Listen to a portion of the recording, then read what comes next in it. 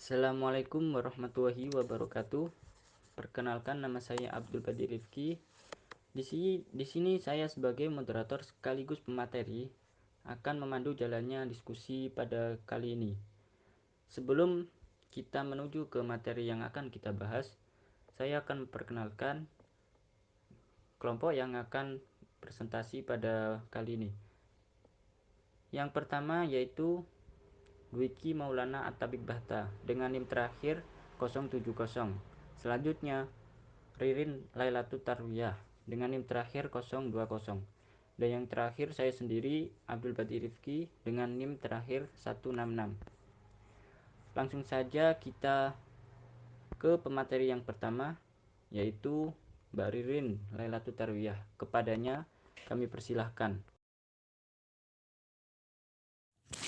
Assalamualaikum warahmatullahi wabarakatuh. Saya Ririn Lailatul Tarwiyah. Di sini saya akan menjelaskan tentang pendapatan nasional. Tolak ukur keberhasilan perekonomian suatu negara adalah terciptanya kemakmuran masyarakat yang dapat dilihat dari pencapaian tingkat pendapatan nasional dan per kapita. Di sini pendapatan nasional itu adalah tolak ukur yang dapat digunakan untuk menilai kondisi perekonomian suatu negara dalam kurun waktu tertentu, biasanya dalam waktu 1 tahun dan dinyatakan dalam satuan uang. Besarnya pendapatan nasional sama dengan produk nasional. Besarnya pendapatan nasional dipengaruhi oleh beberapa faktor, yaitu yang pertama tersedianya faktor produksi, yang kedua keterampilan dan keahlian tenaga kerja, yang ketiga kemajuan teknologi produksi yang digunakan, serta stabilitas nasional. Indikator yang paling penting dalam mengukur suatu kondisi perekonomian negara dalam periode tertentu adalah Gross National Product atau GNP. Bisa juga disebut pendapatan nasional bruto. Secara makroekonomi dikenal ada 6 jenis pendapatan suatu negara, yaitu GNP Gross National Bruto, yang kedua GDP Gross Domestic Product, yang ketiga NNP Net National Product, yang keempat NNI Net National Income atau pendapatan nasional neto, yang kelima PI Personal Income atau pendapatan perorangan, yang keenam DI Disposable Income atau pendapatan setelah pajak. Baik, selanjutnya saya akan menjelaskan tentang perhitungan pendapatan nasional dengan pendekatan produksi. Pendekatan produksi ini dilakukan dengan cara menjumlahkan nilai tambah, bukan nilai jual, seluruh barang dan jasa yang dihasilkan oleh berbagai sektor di dalam perekonomian. Dengan demikian, GNP atau GDP menurut pendekatan produksi bukan merupakan penjumlahan dari harga jual masing-masing barang dan jasa, melainkan nilai produk antara masing-masing barang dan jasa. Beberapa hal berikut yang harus diperhatikan dalam menghitung pendapatan nasional berdasarkan pendekatan produksi. Yang pertama, produk yang dihasilkan dinilai menurut harga pasar atau harga yang berlaku. Yang kedua, produk yang dinilai hanya produk akhir atau final goods. Nilai akhir ini diperoleh dengan cara menjumlahkan setiap nilai tambah dari setiap tahap proses produksi. Cara menghitung pendekatan produksi, rumusnya yaitu Y sama dengan Q1 kali P1 ditambah Q2 kali P2 ditambah Q3 kali P3.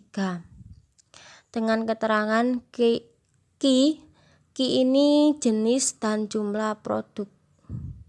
Maksudnya itu Q itu jumlah produk dan P ini harga produk. Contoh soal. Beras harga barang 250.000 dan jumlah barangnya 50. Baju harga barangnya 150.000 dan jumlah barang 100.000. 100. Mohon maaf. Dan sepatu harga barang 370.000, jumlah barang 230. Berdasarkan contoh soal di atas, maka bisa dijawab Y sama dengan Q1 kali P1 ditambah Q2 kali P2 ditambah Q3 kali P3 dengan Y sama dengan 50 kali 250.000 ditambah 100 kali 150.000 ditambah 230 kali 370.000. Y sama dengan 12.500.000 ditambah 15 juta ditambah 85.100.000. Y sama dengan 112.600.000. Sekian dari saya, selanjutnya akan dijelaskan oleh pemateri berikutnya. Assalamualaikum warahmatullahi wabarakatuh. Baik, di sini saya akan melanjutkan dari pemateri sebelumnya, yaitu membahas pendekatan pendapatan. Pendekatan pendapatan atau istilah lainnya yaitu income approach, yaitu suatu pendekatan di mana pendapatan nasional diperoleh dengan menambahkan pendapatan dari berbagai faktor yang berkontribusi pada proses produksi. Dalam hal ini, pendapatan nasional diperoleh dari penjumlahan, kompensasi karyawan, keuntungan perusahaan, pendapatan pekerjaan individu, pendapatan sewa, dan bunga bersih. Adapun penjelasannya, kompensasi karyawan. Selain upah, karyawan menerima penghasilan lain seperti tunjangan pensiun dan jaminan sosial. Keuntungan perusahaan yaitu pendapatan yang diperoleh perusahaan untuk mengelola sumber dayanya. Sebagian laba perusahaan berupa pajak dan dividen, dan sebagian lagi berupa laba ditahan untuk pengembangan perusahaan selanjutnya. Pendapatan usaha perorangan yaitu pendapatan penghasilan dari usaha perorangan, kemitraan atau kongsi, dan bentuk kerjasama perseorangan di bidang manufaktur atau produksi. Pendapatan sewa yaitu hadiah atau balas jasa yang diberikan kepada pemilik sumber daya yang digunakan untuk kegiatan ekonomi. Contohnya termasuk sewa real estate, paten, hak cipta, dan hak atas sumber daya alam. Terakhir, bunga bersih atau bunga neto adalah bunga yang dibayarkan perusahaan dipotong dari bunga yang diterima perusahaan dan ditambah bunga bersih yang diterima dari luar negeri. Selanjutnya, bentuk pendapatan masyarakat.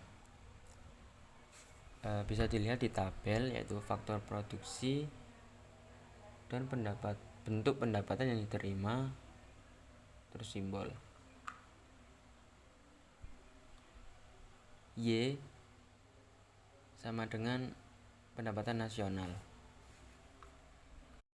sama dengan R plus W plus I plus P, di mana R adalah sewa, W wage yaitu upah atau gaji, I interest yaitu bunga, dan P adalah profit, laba. Contoh soal.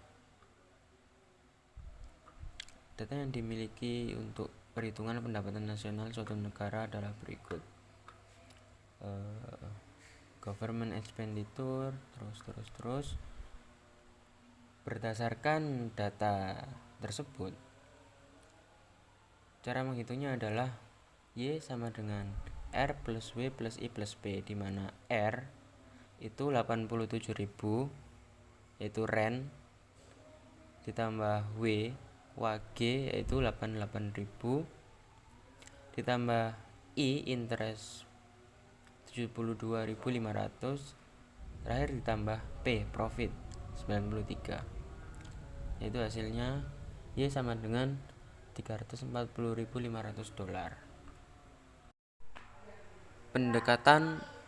Selanjutnya pendekatan pengeluaran.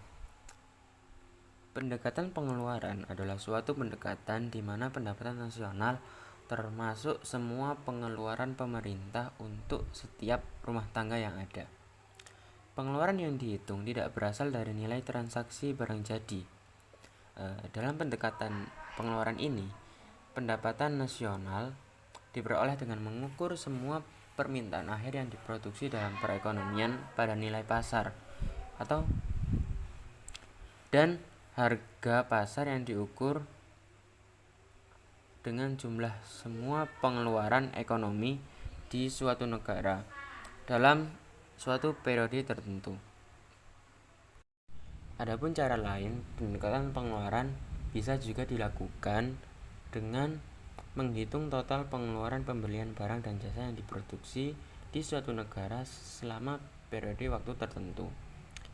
Dalam pendekatan ini, perhitungan didasarkan pada selisih antara pengeluaran yang dikeluarkan oleh keempat pelaku kegiatan perekonomian negara, yaitu rumah tangga, pemerintah, investasi, dan selisih antara nilai ekspor dikurangi impor.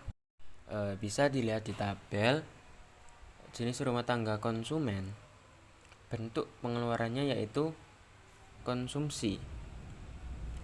Pengeluaran sektor rumah tangga konsumen untuk membeli barang dan jasa. Rumah tangga produsen, bentuk pengeluarannya yaitu investasi. Pengeluaran produsen untuk membeli barang modal dan persediaan barang. Yang ketiga, jenis rumah tangga pemerintah, bentuk pengeluarannya yaitu pengeluaran pemerintah untuk membeli barang dan jasa. Yang keempat, rumah tangga luar negeri, bentuk pengeluarannya yaitu ekspor impor. Ekspor itu yaitu nilai barang dan jasa yang diekspor dikurangi nilai barang dan jasa yang diimpor. Saya ulangi lagi. Yang pertama, rumah tangga konsumen. Pengeluaran konsumsi rumah tangga konsumen ialah total nilai pasar barang dan jasa yang dibeli oleh rumah tangga dan organisasi nirlaba. Komponen ini dipengaruhi oleh faktor. Yang pertama, jumlah pendapatan yang tersedia untuk penebusan. Yang kedua, harga barang dan jasa yang relevan. Yang ketiga, intensitas permintaan barang dan jasa. Yang keempat, faktor subjektif seperti gengsi, harga diri, dan selera atau kesenangan. Selanjutnya pengeluaran yang kedua, produsen. Bentuk pengeluarannya yaitu investasi. Pengeluaran investasi atau biaya pembentukan modal tetap adalah total nilai pasar dari perolehan gedung dan peralatan baru dan nilai perubahan jumlah persediaan. Komponen ini dipengaruhi oleh faktor yang pertama, jumlah tabungan masyarakat atau publik yang tersedia untuk investasi. Yang kedua, hutang atau pinjaman luar negeri. Yang ketiga, berlakunya tingkat suku bunga bank. Yang keempat, penggunaan modal yang efisien. Selanjutnya tabungan. Tabungan rumah tangga dan perusahaan bisa dalam bentuk simpanan di bank, misalnya simpanan pemerintah yaitu deposito, bisa dalam bentuk cadangan devisa yang dikelola Bank Indonesia. Tabungan luar negeri bisa berupa kepemilikan saham, perusahaan nasional atau obligasi pemerintah di luar negeri. Selanjutnya yang ketiga, rumah tangga pemerintah.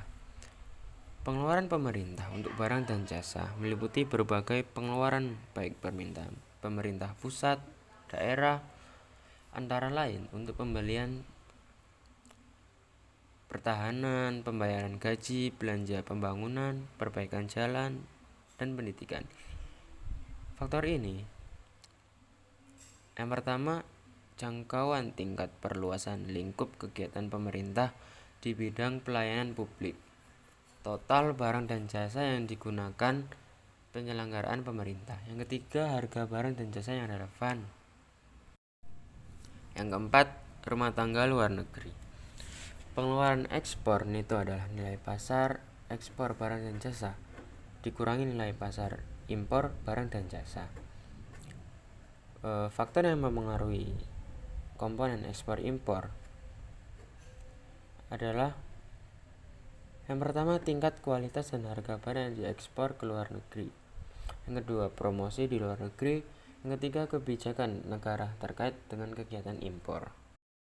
Dalam pendekatan ini, rumus perhitungannya yaitu Y pendapatan nasional sama dengan C plus I plus G plus dalam kurung X min M tutup kurung. Bisa dilihat contoh soal. Data yang dimiliki untuk perhitungan pendapatan nasional suatu negara adalah sebagai berikut: government expenditure, wage, dan seterusnya. Bisa kita hitung dengan menggunakan rumus tersebut. Kita masukkan langsung Y sama dengan C. C yaitu konsumsi, yaitu 105.000, ditambah I investment 115.000, ditambah G government yaitu 115.300, ditambah dalam kurung X yaitu ekspor 46.200 dikurang M impor 41.000. Hasilnya Y sama dengan $340.500. Baik, selanjutnya ke materi yang ketiga yang akan dijelaskan oleh saya sendiri. Di sini saya akan presentasikan tentang tujuan dan manfaat mempelajari pendapatan nasional. Pertama, tujuan mempelajari pendapatan nasional. Nah, tujuannya itu adalah sebagai sumber informasi untuk menganalisis perkembangan pendapatan dari tahun ke tahun, mengetahui struktur perekonomian negara agraris atau negara industri, dan mengetahui kemajuan suatu negara dalam mencapai kemakmuran. Yang kedua yaitu manfaat mempelajari pendapatan nasional. Penghitungan pendapatan nasional itu ditujukan agar dapat mengukur nilai barang dan jasa secara tepat yang dihasilkan suatu negara dalam satu tahun tertentu. Apa sih manfaatnya itu? Yang pertama yaitu dapat mengetahui kemajuan perekonomian antar negara atau antar daerah. Yang kedua dapat membandingkan data pendapatan nasional dari waktu ke waktu. Yang ketiga, dapat membantu pemerintah merumuskan kebijakan di bidang ekonomi. Selanjutnya, dapat mengukur tingkat kemakmuran. Dan yang kelima, dapat mengetahui struktur perekonomian. Selanjutnya yaitu pertumbuhan pendapatan nasional. Perekonomian suatu negara ini dapat dilihat dari kuatnya atau tingginya pertumbuhan ekonomi negara yang bersangkutan. Dengan pertumbuhan ekonomi yang baik akan membawa dampak positif dari perkembangan perekonomian, khususnya bagi sektor-sektor yang berhubungan dengan pendapatan nasional. Menurut Landsberg KS dan kawan-kawan tahun 1979 bahwa pertumbuhan ekonomi itu adalah kenaikan pendapatan per kapita masyarakat dari satu tahun ke tahun berikutnya, di mana tingkat pertumbuhan selalu berubah dari satu dekade ke dekade berikutnya. Nah, sedangkan menurut Son R tahun 1989 mengatakan bahwa kenaikan rata-rata dari output yang dihasilkan setiap orang dalam produksi barang dan jasa merupakan tingkat pertumbuhan per kapita bagi setiap orang. Nah, hal ini juga akan meningkatkan produksi dari tiap karyawan dan juga akan meningkatkan pengganti suatu devisa. Para ekonom ini mengatakan bahwa suatu perekonomian baru dapat dikatakan tumbuh atau berkembang apabila tingkat kegiatan ekonomi ini jauh lebih tinggi daripada yang dicapai pada masa sebelumnya. Karena apa? Karena dari tahun ke tahun selalu terjadi perubahan harga yang mempengaruhi terhadap nilai nominal pendapatan nasional. Karena inilah penghitungan pertumbuhan pendapatan nasional ekonomi ini dihitung menurut nilai harga tetap, yakni dengan menggunakan indeks harga.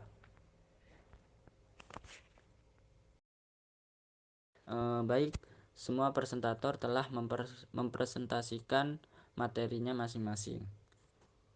Sekian dari kelompok kami, saya sebagai moderator dan mewakili kelompok 3 perekonomian Indonesia mengucapkan minta maaf jika ada tutur kata yang salah atau tidak berkenan di hati audiens semua atau teman-teman. Assalamualaikum warahmatullahi wabarakatuh.